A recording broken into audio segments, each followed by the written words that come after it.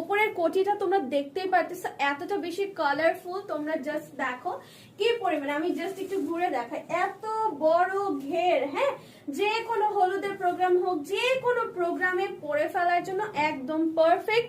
এটা 100% batik cotton, সাথে আছে চুনরি প্রিন্ট করে দেওয়া।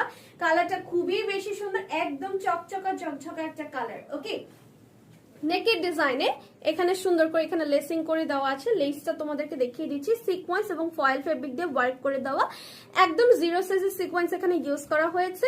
সাথে মিররের ভাইব দেওয়ার জন্য ফয়েল ফেব্রিক ইউজ করা হয়েছে। এখানে একটা করে স্টোনের ওয়ার্ক পাবা, এই যে স্টোনটা সুন্দর করে লাগিয়ে নিবা।